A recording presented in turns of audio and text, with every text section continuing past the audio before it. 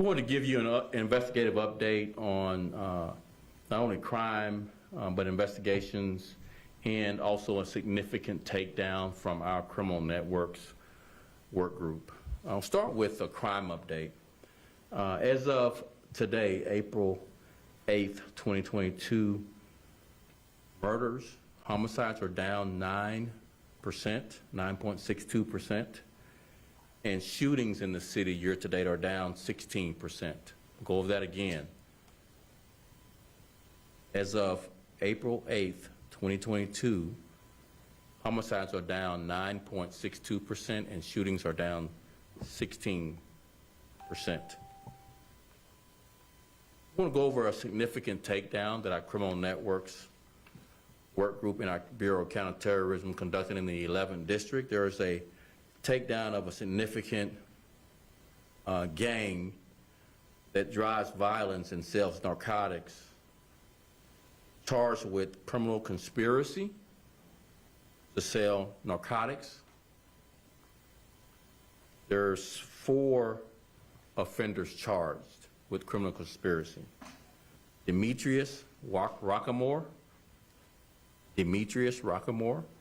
charged with criminal conspiracy. Kimberly White, Misty McQueen, that's spelled M-Q-U-E-E-N, Antonio Williams,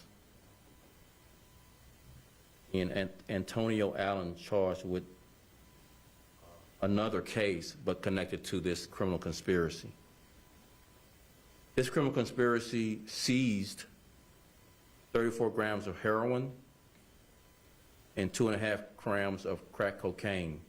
In addition to the takedown of these offenders and charging of them with criminal conspiracy, there was also an abandoned property that was shut down in the 100 block of South Albany that was being used for illicit activity.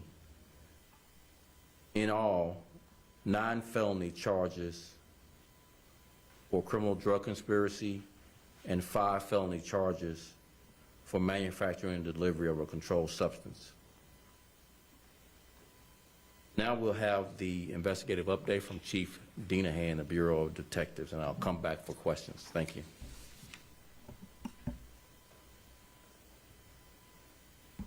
Thanks, Superintendent. We're just going to go over a couple of investigations that recently occurred.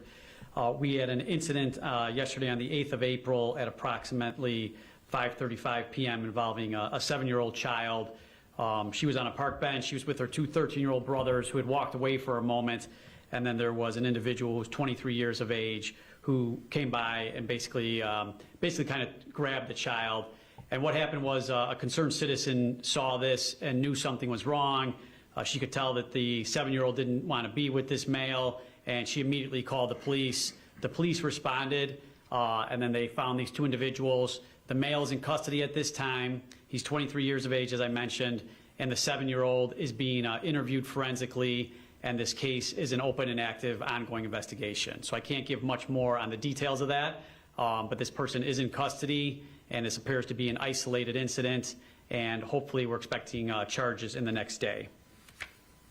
There was another incident last night on the 7th of April, on the 7th of April at approximately 10 p.m. at near the area of 82nd and Green, where we had a 4-year-old who suffered a gunshot wound. That was an accidental discharge that happened inside the residence. It was more of a graze wound to the child. The detectives are still openly investigating this case, but it appears at this time it may be self-inflicted. And lastly, on the 5th of April, there was a triple homicide that occurred at 113th and Green Street. And for this case, the detectives are really asking the community to come forward and provide information because we do not have any suspects at this time. And there's a lot of evidence that's been reconciled, but the detectives need further leads, and they believe that there are people out there who know more about this incident and are asking them to go to cpdtip.org to provide information to the detectives to help assist. Once again, I'm not going to talk about too much details of this because the detectives obviously have all the evidence, but at this point they really need help from the community. They believe there's people who know who did this and are asking people to come forward and provide that information anonymously. Sue? Before I take questions, I just want to, in the vein of how Chief Denahan ended asking for help from the public, we do have a reward tip line.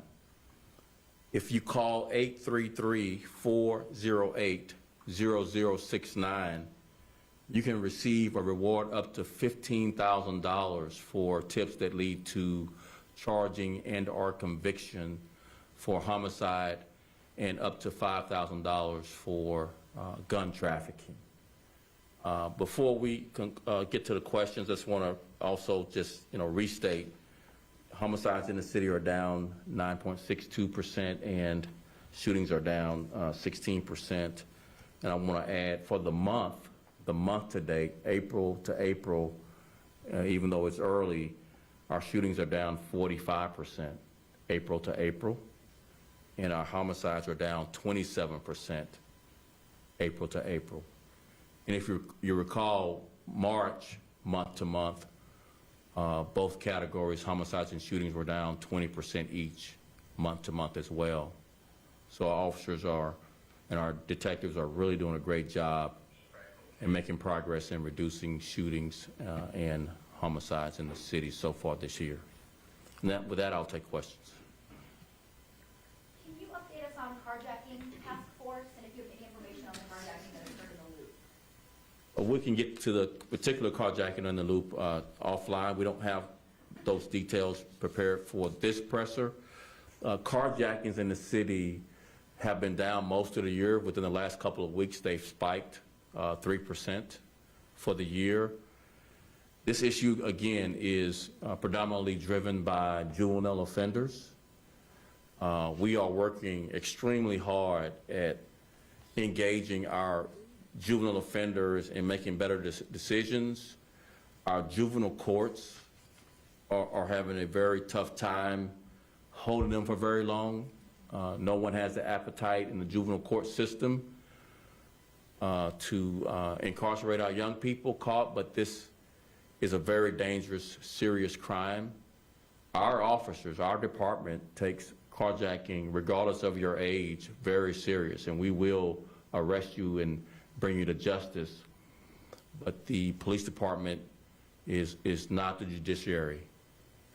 There is a bright line between the judiciary and the policing and enforcement, so we just want to work as best we can with the courts at their efforts at preventing young people from doing these types of crime. We are seeing young people who have done multiple carjackings. We are arresting young people who have done 3, 4, 5, 6 different carjackings, part of crews that get arrested, get back out of jail, and they start back carjacking. So juvenile offenders are near 60% of the offenders we're arresting. So this issue primarily is driven by teens and preteens, very young people. Thank you. Any other questions? You said you're working hard to engage juvenile offenders. What exactly does that mean in terms of the police department? Are those conversations you're having with the children? Like, what do you say? What are you saying? More than conversations. Conversations really for the victims is not enough.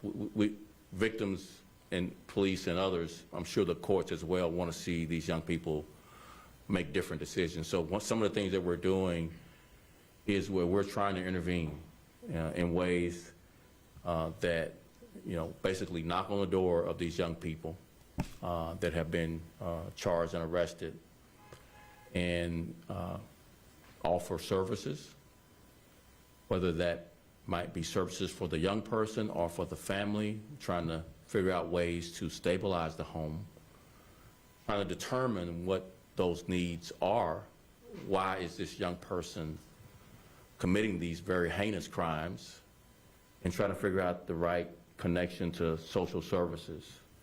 I would just like to mention why this is an approach that we're taking. We had an 11-year-old, if you recall, you covered it, the 11-year-old that was a prolific carjacker, in and out of jail, 11 years old. We found that this 11-year-old was out of school for 2 years, since that person was 9.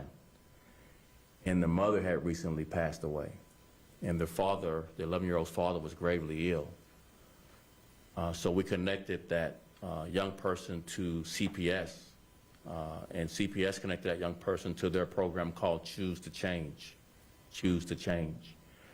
And since the connection and services were made, this young person hasn't missed a day of school and recently made the honor roll. More importantly, hadn't committed any of the carjackings. And so that encourages all of us, and hopefully all of you, to get involved with a young person's life that might be going through some things at home or at school and need an adult to intervene to change the behavior. So when you ask, what are we doing?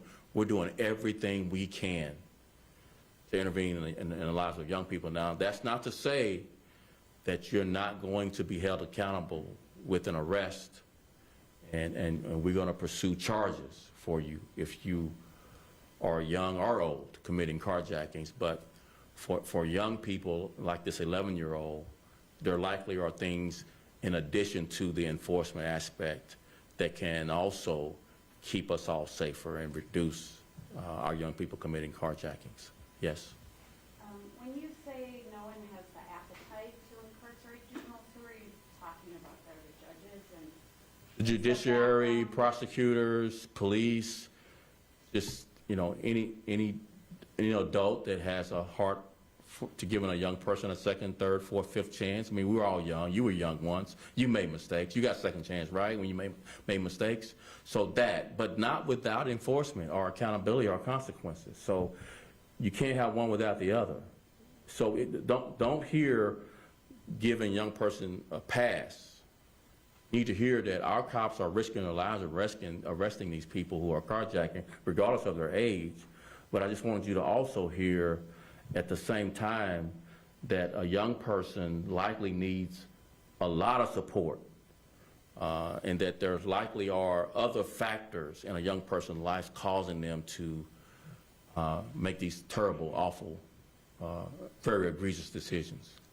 Are these strategies that you're using also being used more in a preventative way? It sounds like you're having conversations and, providing services potentially, or connecting children with services after the fact, but for a lot of the kids who either are never caught or are considering this as something that they're going to do, are there any ways that you're doing this preventatively? Sure. So the criminal justice ecosystem is in 4 parts. It's prevention, enforcement, investigations, and adjudication, basically the courts, prosecution and the courts. So we lean into all aspects of the criminal justice ecosystem, and we partner. So just because the judiciary has prosecution and the courts doesn't mean that police can't be involved in pursuing prevention with people who have been arrested and charged, as well as part of our ongoing effort, strategic plan, whole of government approach in this city. Prevention is a heavy aspect, not just because you are involved in the criminal justice system in some way by being arrested or charged, but it's the safest way, the smartest way to reduce crime. It's prevented from happening in the first place, is how we view prevention, not just for offenders, whether they're young or old, that's been charged and arrested, but for all persons in the community. Prevention is a significant aspect of what we're doing. Any other questions? Yes, do you have any update about the double homicide on Belmont Crane? Double homicide? Yes, new information about Belmont Crane. We can get with you after this presser. The Chief Dinahan will be available to you on that particular case. I just have a couple quick questions about the kidnapping. Yeah. Do you know how long the girl was with the man? And it sounds like because of the balcony detail, he was able to bring her back to, was it his apartment? So, like I said, we're not going to talk too much about the exact details, and I don't have the exact minutes involved, but due to the fact that the citizen called right away, it was not for like an extended period of time. And really the message is Thank God this citizen saw that. She knew something was wrong, and she called the police right away, and she actually followed the individual, and it helped the police then apprehend the individual before something maybe, more tragic happened. So it was not an extended period of time, but long enough where, the child, like I said, we're doing a forensic interview to determine if she was a victim of anything. There's not any other questions? Thank you all. Oh, yes, one more. Sorry, one more. Were you tracking the legislation in Springfield over the retail theft? Because I'm curious if you weighed in, gave any testimony about it, and also wanted an update on the looting task force? I don't know how many. We didn't give any testimony, but we are working in collaboration with the Retail Theft Task Force. We have our internal task force, but we work in collaboration with the Attorney General's task force. We've worked together on cases. We brought cases to conclusion. The collaboration is going to be how we solve this. This is a regional, if not national, problem across this country. Any idea on how the legislation they're talking about will help you? Any and all help in this area. I think the secondary market for selling these goods, the aspects of the legislation for that is going to be very helpful. This is part of why this is happening, that this secondary market, this black market of selling these goods that are stolen, and the ease that with this happens and across state lines. So legislation that can show up our ability to charge people when they do activate selling the products on the black market is going to be an extremely useful tool. Thank you all very much. Really appreciate it.